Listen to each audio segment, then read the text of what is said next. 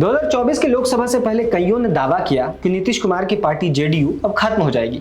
बिहार के नेता प्रतिपक्ष तेजस्वी यादव ने लोकसभा से पहले कहा था जेडीयू अब समाप्ति की ओर है। कुछ ऐसी ही बात प्रशांत किशोर ने भी नीतीश कुमार के लिए बोला था। बीते कुछ सालों में नीतीश कुमार ने लगभग 8 से 9 बार पलटी मारी है और कई गठबंधन का हिस्सा भी रहे। उनके बार बार गठबंधन बदलने की वजह से उन्हें उनके विरोधी पलटू चाचा तक बुलाते हैं। नीतीश कुमार शुरुआत के 2 टर्म तो बिहार में अपने दम पर सत्ता में आए, लेकिन उसके बाद कभी बीजेपी तो कभी आरजेडी के कंधों पर बैठकर सत्ता हासिल की।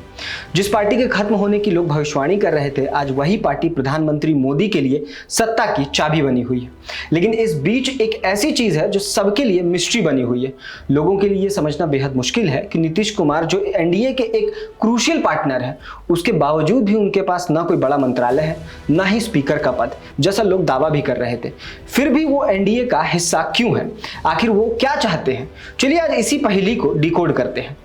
नमस्कार, मैं हूं तुषार और आप देख रहे हैं जनहित टाइम्स। नीतीश कुमार एनडीए में रह के मोदी से क्या चाहते हैं, ये एक पहेली है जिसे कई एक्सपर्ट्स डिकोड करने की कोशिश पिछले कुछ हफ्तों से कर रहे हैं, जो शायद अब कर ले। बीते दिन जनता दल यूनाइटेड की राष्ट्रीय कार्यकारिणी की बैठक हुई। इस बैठक की अध्यक्षता नीतीश कुमार खुद कर रहे थे। बैठक में पार्टी से जुड़े कई फैसले लिए गए, जो पार्टी के लिए एक रोड मैप जैसा था। इस बैठक में सांसद संजय झा को पार्टी का कार्यकारी अध्यक्ष बनाया गया, जिसका ऐलान खुद नीतीश कुमार ने किया। पार्टी ने झारखंड के चुनाव में अपने उम्मीदवार उतारने की भी घोषणा की।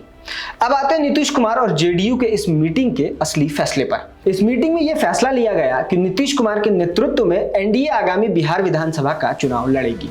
इस बैठक में 2 और अहम फैसले लिए गए।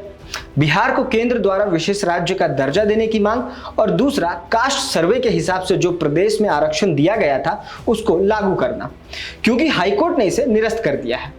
नीतीश कुमार का पूरा फोकस इस वक्त बिहार विधानसभा के चुनाव पर है। नीतीश जानते हैं कि इस वक्त वो बिहार में अकेले चुनाव लड़ेंगे तो पार्टी का क्या हश्र होगा। कई लोगों का मानना है कि बिहार अब नीतीश से ऊब चुका है और बदलाव होने की इस बार पूरी संभावना है। बिहार में इस बार कई धुरी होंगी, जिसमें सबसे अहम तेजस्वी यादव होने वाले हैं। तेजस्वी के अलावा इस बार प्रशांत किशोर की जनसुराज पार्टी भी एक अहम दावेदार मानी जा रही है। हालांकि पार्टी पहली बार चुनाव में होगी तो ज्यादा कुछ कह पाना भी मुश्किल है। ऐसे में नीतीश कुमार बीजेपी के कंधे पर बैठकर विधानसभा पार करना चाहती है। इस बार बिहार विधानसभा चुनाव में सबसे बुरी तरीके से भाजपा फंसती हुई नजर आ रही है।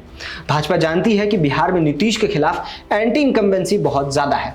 नीतीश के साथ चुनाव लड़ना पार्टी के लिए नुकसानदेह साबित हो सकता है। फिर भी बीजेपी कुछ नहीं कर सकती, क्योंकि नीतीश के सांसदों के दम पर मोदी जी प्रधानमंत्री की कुर्सी पर बैठे हैं। ऐसे में भाजपा के लिए यह समय सांप और छुछुंदर वाला है, ना उगलने बन रहा है और ना ही निगलने। नीतीश कुमार बिहार चुनाव से पहले डबल मास्टर स्ट्रोक खेलने की तैयारी में है। जेडीयू विधानसभा से पहले बिहार को विशेष राज्य का दर्जा या कोई स्पेशल पैकेज दिलाना चाहती है। इसके लिए जेडीयू मोदी सरकार पर भरपूर प्रेशर भी बना रही है। अगर नीतीश ऐसा करने में कामयाब हो जाते हैं तो ये उनका बिहार चुनाव से पहले एक मास्टर स्ट्रोक साबित हो सकता है। अब आते हैं नीतीश के दूसरे मास्टर स्ट्रोक प्लान पर। बिहार में कास्ट सर्वे के हिसाब से जो आरक्षण दिया गया था उसे हाईकोर्ट ने निरस्त कर दिया है। ऐसे में जेडीयू चाहेगी कि इस मुद्दे पर सुप्रीम कोर्ट जाए और इसे मुखरता से चुनाव में मुद्दा बना सके, जिससे पिछड़ों का वोट बैंक पार्टी के साथ इंटैक्ट रहे। लेकिन इस मामले में भी भाजपा को ही नुकसान होता दिख रहा है। सवर्ण भाजपा के कोर वोटर माने जाते हैं। अगर भाजपा आरक्षण के मुद्दे पर जेडीयू का साथ देती है तो उनके कोर वोटर्स छिटक सकते हैं। प्रशांत किशोर के जनसुराज की वजह से इस बार डर ज्यादा है। ऐसा माना जा रहा है कि सवर्णों का झुकाव भाजपा से मुड़कर जनसुराज की ओर जा सकता है, जिससे भाजपा को काफी नुकसान होता दिख रहा है।